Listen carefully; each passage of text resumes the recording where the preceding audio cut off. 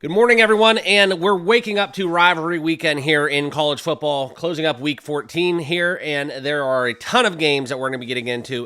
We had a thriller last night within the Georgia and Georgia Tech game, albeit Kirby Smart and his club survived. That was one where it could have went either way down the stretch. Let's get into the picks today. I'm going to just breeze through all of the games that I think you guys should all know what I'm thinking for these matchups before you guys get to the books and make your bets for today. I have all my bets in for the most part, and I did do a preview where we talked about my weekend bets in a previous video, but I wanted to talk to you guys on game day after the money has moved a little bit, and we'll show you exactly what's going down. And this is going to be more so structured to the Ohio State-Michigan game, so the big one, not maybe as big as prior years, but still going to be big, at least in my household, where we do have a little bit of a war going back and forth, so that'll be a fun one to watch transpire. Smokers going, we got it's my son's first birthday party, so we're gonna have a outstanding day here at the house, and real fired up for some of the food that we're preparing. I'll send some pictures over in the Discord. We're watching the game outside in 20-degree weather. Got some blazing fire pits going, and it'll be a fun one leading up till kickoff. So let's get into the picks. Before we do, if you guys are new to the channel, make sure you like, comment, and subscribe. We talk sports every single day, bets. Me and I do have Joey that talks hockey, and he's involved with the anytime touchdown markets that we do over on the NFL side of things. We're building something great here. Hope you guys all join us and decide to follow and subscribe. Totally free to do so. Okay, let's get into the picks, and we're going to breeze down this board because there is a lot that I do like. Okay, first off, most notably, Army. This is one where we talk about the Black Knights, and this is more so a handicap on Notre Dame, okay? Teams that have played Notre Dame, and I'm sure you've heard it, the week prior, they're banged to hell, and they do not wake up on the right side of the bed, right? You have a lot of injuries they deal with, and this is something where this is going to be kind of trickling into the Army UTSA game, okay? That number has been bought down, so we're seeing a lot of movement. 7.5 was a number you could have got a couple days ago, and if you could get a touchdown for UTSA, maybe even UTSA outright, that is one of my favorite plays of the day, and you can kind of see by the betting splits where all the money's headed as we look at 65% of the handle on UTSA, albeit 80% of the bets on the Black Knights, okay? South Carolina, Clemson. This is going to be a thriller, okay? Not calling my shot, but there is a chance where I do see South Carolina just blow the brakes off of Clemson. Clemson has been a closet kind of sneaky team, in my opinion. This is one where I'm on the Gamecocks. I don't know if I'm going to lay this one in terms of a huge bet, but I'm on the Gamecocks. I kind of have a little bit of money riding on futures, full transparency, futures, and a couple parlays riding into the weekend, where I don't need to necessarily bet these games straight to make a profit. So I got to kind of keep in mind all my angles and what kind of avenues I have to go down to make this weekend super profitable versus, picking outrights. And then obviously kind of if you are on the wrong side of the bet, then you do get, you lose some profit taking. So it's all about making money. And that's kind of what we're doing by being very selective within these spots. But there are a couple games that I am going to be betting on the late card. I will share with you guys in a couple minutes. All right, but I do like South Carolina. All right, it's kind of fishy, though, because we've been getting 2.5 drilled, okay? All the money, all the handles coming on South Carolina, but they won't budge that number, okay? If you can get a juiced up 3, but it's just kind of one of those ones where there's been so much action on South Carolina and steam and talk. Why this number's hanging out at 2.5 does give me cause for pause, but it's just kind of the old adage, right? Taking dogs plus 2.5 and taking favorites minus 7.5. That's the old trick to get the betting scales tipped back into their favor. They're begging people to take Clemson under a field goal, and likewise in a game later on with Notre Dame and South Carolina. I think it's the other way too, where they're trying to get people to take SC. All right, Michigan and Ohio State. This number's dropped below 20, so a little bit of an update from my poll. This is what we came here to talk about, okay? We're going to go into this game a little bit more so in depth. We look at the Buckeyes coming into this. This is where I think they need to get a style win. And the joke going around town is that for Michigan backers and fans, if Ohio State loses this, Ohio State needs to win this game because this may be the next game that they have the opportunity to win for the next 4 years due to the recruit that Michigan's bringing in, a la the NLI money that Dave Portnoy, Tom Brady, and Steve Ellison all partnered up to do so. So that's kind of where we're at within this. I know it's not relevant to this, but don't think for a minute that Ryan Day in the back of his mind isn't losing sleep, worried about his job if he were to lose this game. And, albeit Michigan 6-5, they do play in Jim Harbaugh's kind of mindset, like I talked about, 2 of the 3 phases of the football very well. Okay, special teams and defense. The number one kind of talking point for this game, the thing that I'm going to have my eye on early, and it's going to, in my opinion, dictate the game. I'm not worried about the difference in skill positions. Yes, there's 2 things it comes down to. Yes, I know who Ohio State has toting the rock, but it's something where you have to understand the way that Michigan's going to play them on defense. Yeah, Ohio State may hit 1 or 2 big plays, and that may be enough to win the game, but I'm talking about in terms of the point spread. Michigan's going to play well enough, in my opinion, to keep this one close, unless it gets crazy, right? If you're getting turnovers on your own side of the 50, there's nothing that we can do about that as bettors if you are a Michigan backer, okay? But I'm going to explain to you guys how I'm going to bet this game and my logic, but the 2 matchups in this spot that I'm looking at is going to be the Michigan defensive line going against that kind of banged up Ohio State offensive line, down 3 starters, 2, and then 1 starter by fire. And then that's going to be the biggest thing, okay? On the road, in the shoe, how does Michigan's defensive line handle how the Ohio State offensive line handles the Michigan defensive line? That's going to be number 1 on my list, okay? Number 2 is Will Howard. I'm just going to put it plain out, blunt and simple, right? He can do all his emotions and whatever on the sidelines, but in terms of playing football and cashing tickets, that does not do a damn thing. And I think that he can play vulnerable, he can play full of emotion, but that works both ways. So I do worry about possibly, we've seen this where you have a transfer come into Michigan or Ohio State, and they don't quite fully understand this rivalry. Okay. And Will Howard, the thing about him though, that is interesting is he does have a little bit of a taste in his mind. He, by all intents and purposes, I think wanted to go to Penn State. So he understands Big Ten football, but, playing in Kansas and making this move up north again, I just don't really know how fully fledged into this rivalry that he's going to be mentally prepared for. I know he has the stripes, he has the, he has the experience from Kansas State, but it's something where it just hits a little bit different. Okay, same thing goes for Michigan, right? New quarterback entering the fold. I just don't quite frankly know if that moment's going to be too big for him. Ohio State's defense, the way they attacked Indiana, this could be all the same. So I do like the Buckeyes big. It's historically always been an over. We've got low scoring games, but everybody says, oh, it's the under this year, and then boom, it goes over the total. So the way I'm going to talk about betting this game, and this is kind of, I'll leave you with one more thing that kind of leads into this. Will Ryan Day kind of run up the score? All right. We saw with the 2 fake kneels in that formation going against Indiana. I think that Ryan Day really does have an avenue where he says, hey, we still may need some help, even though if we win this game, you just never know. Let's not leave any stone unturned, and let's just put up some points against Michigan, okay? And due to the fact that it is their rival and, all that talk, and make the fans happy and keep his job hanging around a little bit longer, okay?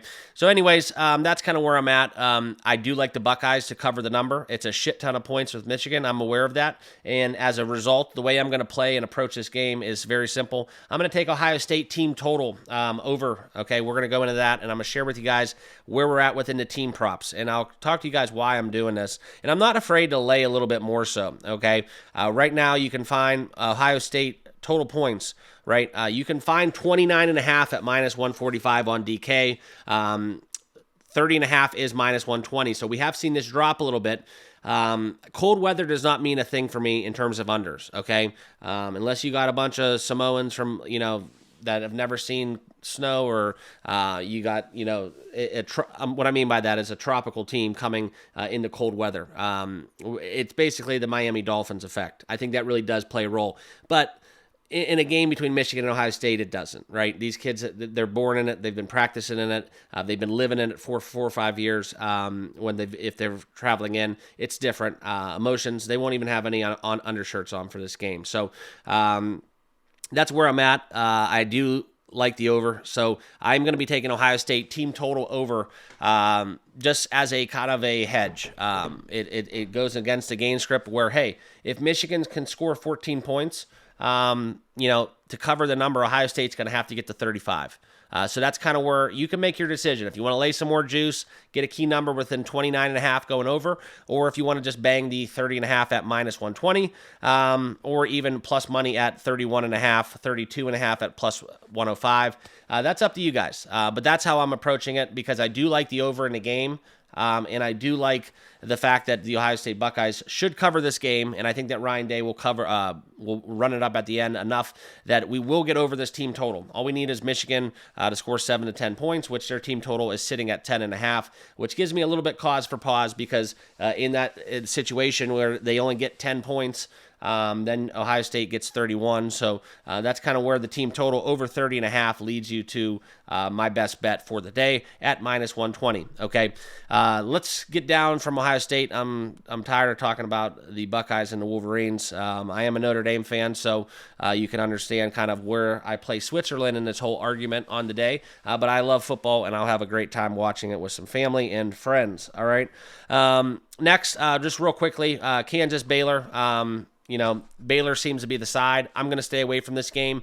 I don't like betting against Kansas. They're too explosive. There's too much variance in that game, so I'm going to pass on that. Another game that I do like, a lot of people are talking about taking Vanderbilt plus to 10.5. You can get up to 11 with juice. It's the day of the dogs, in my opinion. I would have a lean towards Vanderbilt, just not enough for me to bet this game. Okay, and then we can go down the board a little bit where we get into some really good football games. I know I'm skipping over a lot of good ones, but Arizona State, this is an interesting game on the card. All right, Arizona State needs to take care of business. If they win, they seemingly look, if Georgia would have fell off the map last night, Arizona State has a real good chance playing possibly for the Big 12 championship. We'll see what happens within the Sun Devils in their first year in the Big 12, looking to go 11-2 and get a postseason bid. Love their running back, a real strong kid running the football. Very interesting style of football as well. So we'll see what happens within that matchup. No bet for me, but I would kind of have to go on the side of Arizona. I think that this is a choke spot for Arizona State. We'll see what happens. Okay, NDSC. I have a pretty big futures play as well as a parlay open within Notre Dame. So I'm staying away from personally betting this game. The side to be, by all accounts, is the Trojans. I just can't get home. Notre Dame has won by double digits. They have absolutely kicked the shit out of pretty much everybody since losing to Northern Illinois. In my opinion, and I don't say this much, and I take this with a grain of salt because they have not had postseason success.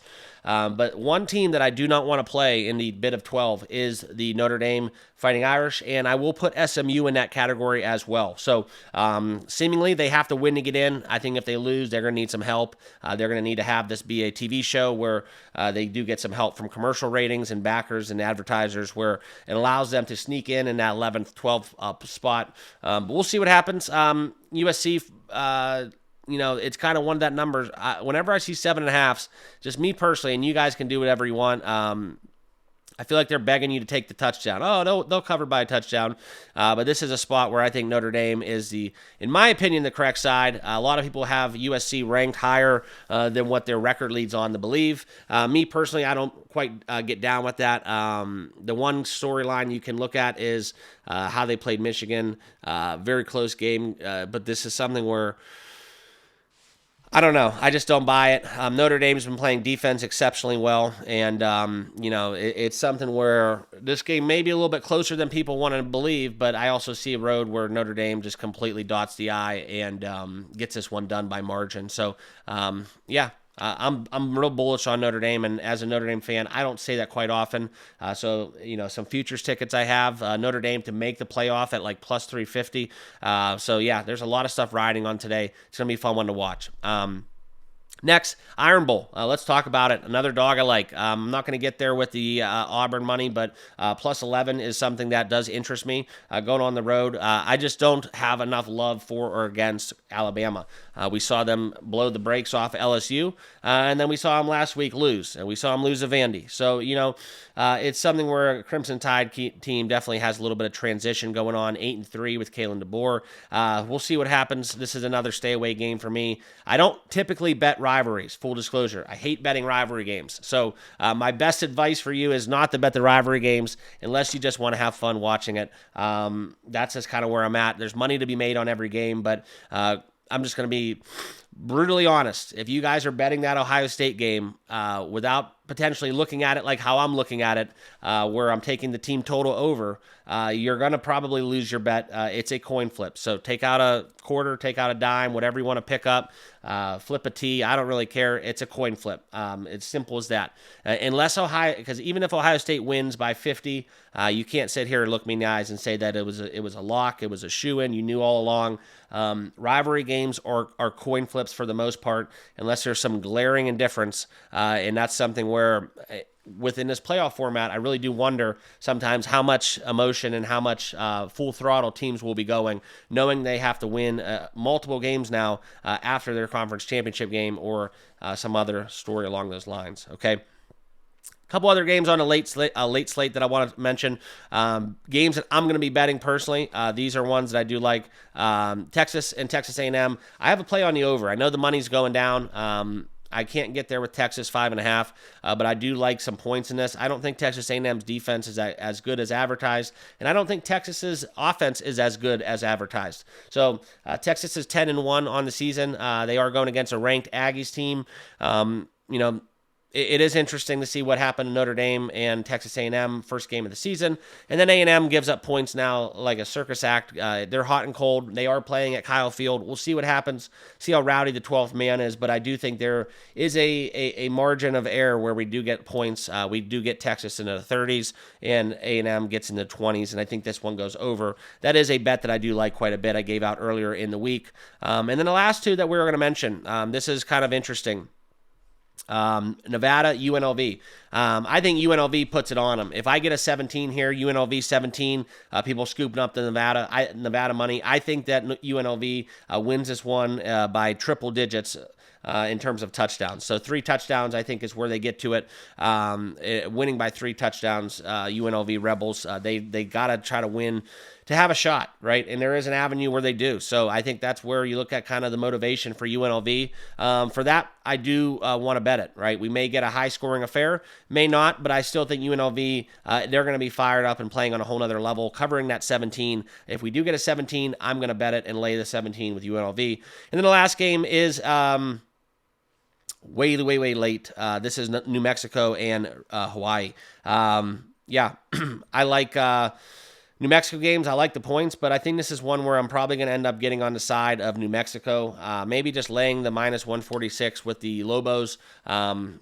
Or even taking the total over 61. I believe games played in Hawaii, we do get lower totals for the most part, but New Mexico, electric quarterback, and they do not play a lick of defense, so I do like New Mexico. So a little late night action, we're going to go New Mexico and be on the side of UNLV. I should say late nights, 8 o'clock Eastern, but 11 o'clock game with New Mexico and Hawaii. So anybody still sober enough to stay up and watch that football game, cheers to you.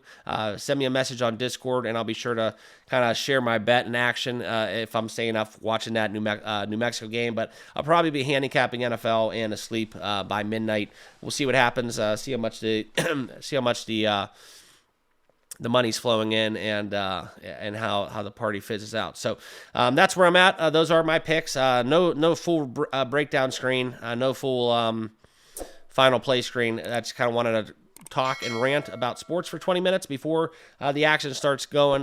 Make sure you guys all like, comment, and subscribe down below. Appreciate you guys as always. Good luck. Enjoy the day. It's going to be a good one. Let's celebrate some great wins and a conclusion in a way to what the college football season has done. I can't believe we're saying that already. It's all seemingly coming to an end all very, very quickly, and now we are in postseason play, very close.